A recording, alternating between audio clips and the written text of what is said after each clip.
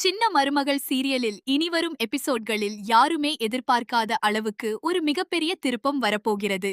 5 வருடங்களாக மறைக்கப்பட்டிருந்த ஒரு உண்மை ஒரு குடும்பத்தையே தலைகீழாக மாற்றப் போகிறது. தமிழ்ச்செல்வி மீது சுமத்தப்பட்ட பழி உண்மையல்ல என்பது இத்தனை வருடங்களுக்குப் பிறகு எல்லோருக்கும் தெரியவரும் சூழல் உருவாகிறது. அதைவிட முக்கியமாக தன்னுடைய அம்மா எந்த தவறும் செய்யாமல் இவ்வளவு காலம் வேதனையை அனுபவித்திருக்கிறார் என்பதை மீனாட்சி தெரிந்து கொள்ளும் அந்த தருணம் மிகவும் உணர்ச்சி பூர்வமாக இருக்கப் போகிறது.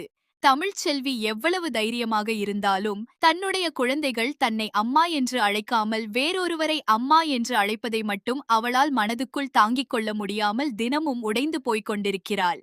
வெளியே பார்க்கும்போது வாழ்க்கையில் முன்னேறி நல்ல நிலையில் இருக்கும் ஒரு பெண்ணாக அவள் தெரிந்தாலும் ஒரு தாயாக அவளுடைய மனதுக்குள் இருக்கும் வெற்றிடம் மட்டும் நாளுக்கு நாள் பெரிதாகிக் கொண்டே போகிறது. குறிப்பாக அழகர் தன்னை அம்மா என்று அழைக்க வேண்டும் என்ற ஆசை அவளுக்கு உயிரோடு இருக்கும் ஒரு கனவு மாதிரி.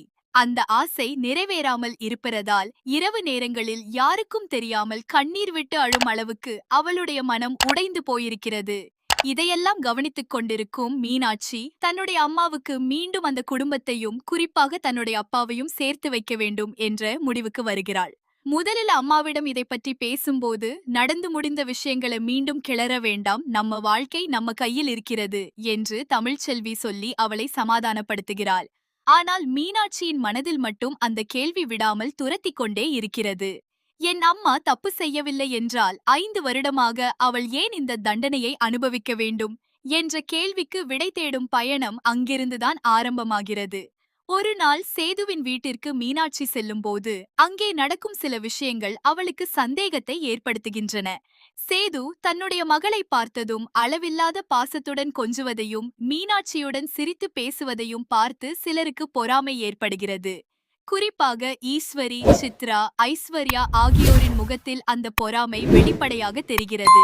மீனாட்சிக்கு இது சாதாரண விஷயம் போல தெரியவில்லை. அவர்கள் மூவரும் தனியாக மாடிக்கு சென்று ஏதோ தீவிரமாக பேசிக் கொண்டிருப்பதை கவனித்ததும் அவர்களை பின்தொடர்ந்து மேலே செல்கிறாள். அங்கே அவர்கள் தமிழ்ச்செல்வியை எப்படி மீண்டும் இந்த குடும்பத்திலிருந்து விலக்கி வைக்கலாம், அவள் திரும்பி வந்தால் தங்களுடைய திட்டங்கள் எப்படி பாதிக்கப்படும் என்று பேசிக் கொண்டிருப்பதை மீனாட்சி கேட்கிறாள். அதோடு 5 வருடங்களுக்கு முன்பு நடந்த சம்பவங்களைப் பற்றியும் அவர்கள் பேச ஆரம்பிக்கிறார்கள். அந்த வார்த்தைகள் ஒவ்வொன்றும் மீனாட்சிக்கு அதிர்ச்சியாக இருக்கிறது. அப்படியானால் என் அம்மா மீது சுமத்தப்பட்ட குற்றத்திற்கு பின்னால் இவர்கள்தான் இருக்கிறார்களா என்று அவள் மனதுக்குள் நினைத்துக் கொள்கிறாள். அப்போது உடனே அங்கிருந்து வெளியேறாமல் தன்னுடைய மொபைலை எடுத்து அவர்கள் பேசுவதையெல்லாம் பதிவு செய்கிறாள். ஒரு கட்டத்தில் ஐஸ்வர்யாவே மனசாட்சியுடன் பேச ஆரம்பிக்கிறாள். நான் செய்தது சரியில்லை. சேதுவை திருமணம் செய்து கொள்ள வேண்டும் என்ற ஆசையில் தமிழ்ச்செல்விக்கு துரோகம் செய்தேன். ஆனால் அதற்காக இந்த குடும்பத்தின் சொத்துக்களை கைப்பற்றும் திட்டத்தில் நான் பங்கேற்க மாட்டேன் என்று அவள் கூறுகிறாள். அந்த வார்த்தைகள் மீனாட்சிக்கு இன்னொரு பெரிய உண்மையை வெளிப்படுத்துகின்றன. ஐஸ்வர்யாவை சேதுவின் வாழ்க்கைக்குள் கொண்டு வந்ததற்கு பின்னாலும் வேறு ஒரு திட்டம் இருந்திருக்கிறது என்பதை அவள் புரிந்து கொள்கிறாள். அந்த வீடியோவை பாதுகாப்பாக வைத்துக்கொண்டு இனி நேரத்தை வீணாக்க கூடாது என்று முடிவு செய்து அங்கிருந்து நேராக தன்னுடைய அப்பாவை தேடி ஓடுகிறாள். அப்பா, அப்பா, உங்களிடம் முக்கியமான விஷயம் பேசணும் என்று மீனாட்சி பதற்றமாக அழைத்தபடி சேதுவிடம் வருகிறாள்.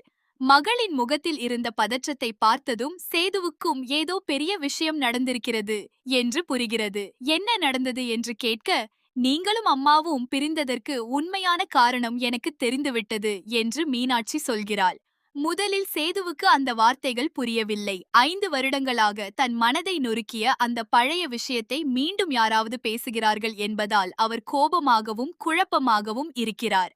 ஆனால் மீனாட்சி தன்னுடைய மொபைலை எடுத்து காட்டியதும் அதில் பதிவாகியிருந்த உரையாடலை கேட்க ஆரம்பிக்கிறார்.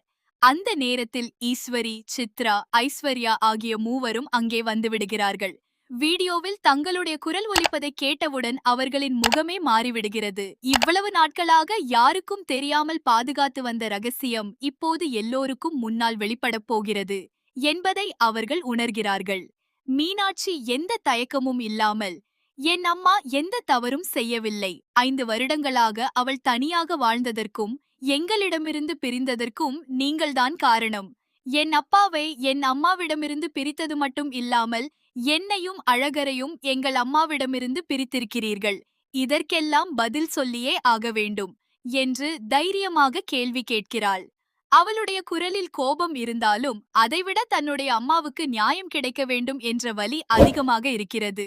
அப்போது ஐஸ்வர்யாவால் அந்த உண்மையை மறைக்க முடியவில்லை. அழுது கொண்டே சேதுவின் முன் வந்து, மாமா, என்ன மன்னிச்சிடுங்க, தமிழ்ச்செல்வி செய்தது என்று நினைச்ச அந்த தவறுக்கு பின்னால் உண்மையில் நான் தான் இருந்தேன். அவளுடைய போனை பயன்படுத்தி அவளுடைய அப்பாவிடம் வேறு ஒருவரைப் போல பேசினதும் நான் தான். தமிழ்ச்செல்விக்கு இதுல எந்த சம்பந்தமும் இல்லை என்று ஒப்புக்கொள்கிறாள். சேது அந்த வார்த்தைகளை கேட்டதும் அப்படியே உறைந்து போகிறார்.